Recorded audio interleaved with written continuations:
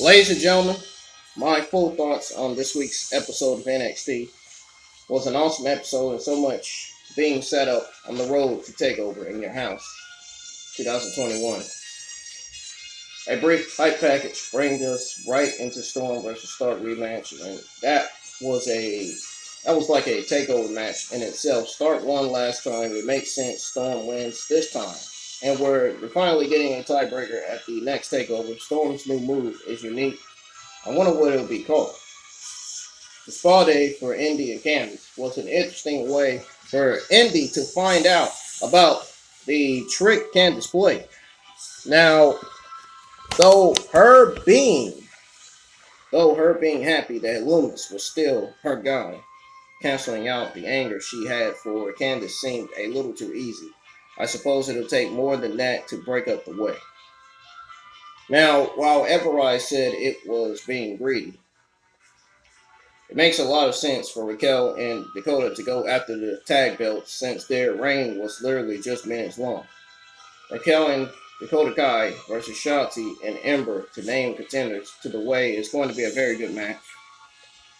But Raquel having a title to defend surely means she and Dakota lose. And we get Shotzi and Ember versus the Way rematch at TakeOver. Maybe it's something bigger.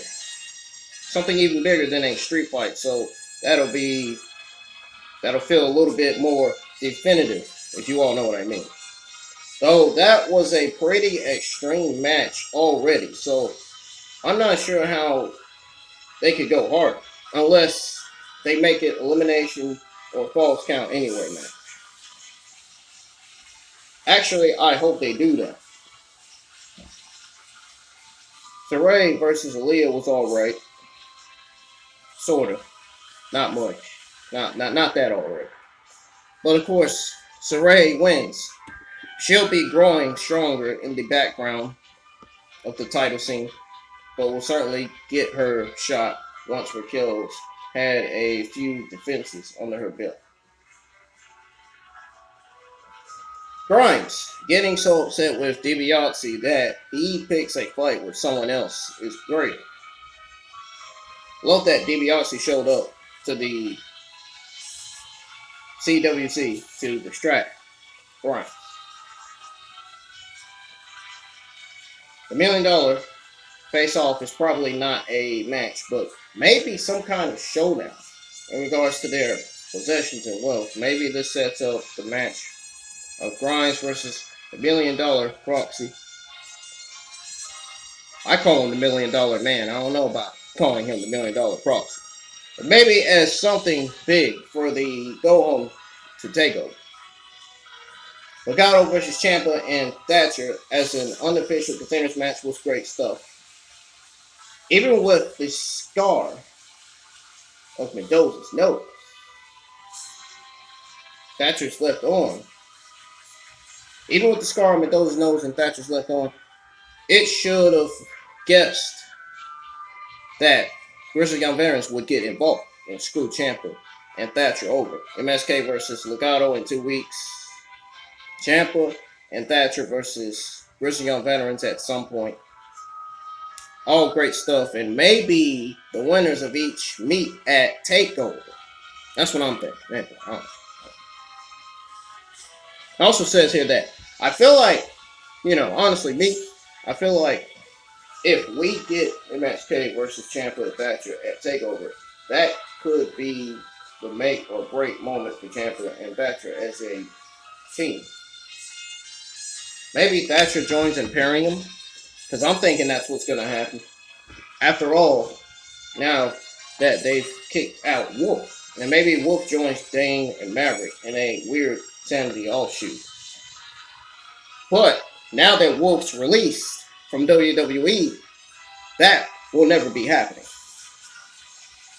Wolf, Vanessa, Jessica Mendu, and Kavita, Dewey were all released. And 2 referees were released from NXT and WWE.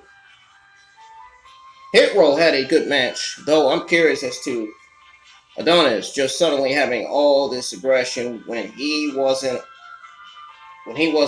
that way at all as a solo act. So, Baby Swerve being the smooth operator of the group means Adonis has to be opposite now to contrast. Adonis and Top Dollar are going to be a very good tag team match. They're going to be a very good tag team already. That's what I'm trying to say. They had good chemistry here, and Swerve stakes his claim to the North American Championship already. Now, I can't be sure if B-Fab is going to stay manager or will try to get in the ring, but she's coming into her role very well, so I think she'll be fine either way. Hit Row could even take on Legato in a 6-man tag and works with the history between Swerve and Escobar. Prime Target for Cross versus Balor was good, but not quite on the level I would have expected. Now, guaranteed, they probably didn't have time to do on location shoots like for other Prime Targets, but the match is definitely going to be takeover worthy. Now, I feel like Cross will win out since the second reign is meant to make up for the ill-fated first. Balor won't be as hurt as Jimmy Smith's part of Prime Target makes it seem. Now, I think Balor should consider all his options the way Pete Dunne is. Now, Fish is calling Dunne out, but I'm thinking Dunne gets this win. I'm thinking Dunne's going to get the win. So, even if it's just Oni, even if it's only getting involved, Dunne mentioned all but the tag titles. So, Balor should think the same. Balor versus Kushida, Balor versus Walter, and maybe even Balor versus Reed at some point. And of course, Gargano versus Reed was a good cage match. NXT always finds ways to make these cage matches work while Raw struggles. With Reed's promo looking back to his first match ever, of course he wins. Reed has to finally work hard and earn the moment, and maybe this frees Gargano up to get into another title hunt. The next championship makes the most sense. It does. Especially with Gargano banging. He did what no one has in knocking Cross down. But what I would love if Gargano won the Cruiserweight Championship. Gargano versus Kushida would be an awesome match. Gargano was in the Cruiserweight Classic, aka other than the CWC, and if Gargano win that belt, honestly, he'd be NXT's first ever Grand Slam champion, something he has to finally earn the right to be. Now that is my full thoughts on this week's NXT. So that's going to do it for this video. If you enjoyed this video, folks, please hit the like button. Your like helps out the channel, helps out the videos and the live streams, and it helps me out. If you didn't like the video, however, hit the thumbs down. That helps out the channel as well. So, I'm getting out of here, folks.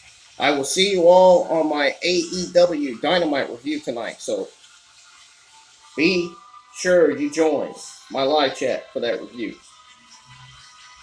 Again, my AEW Dynamite review will be next. It'll be right after the AEW Dynamite show. So, see you on the review, folks. Peace. I'm out of here.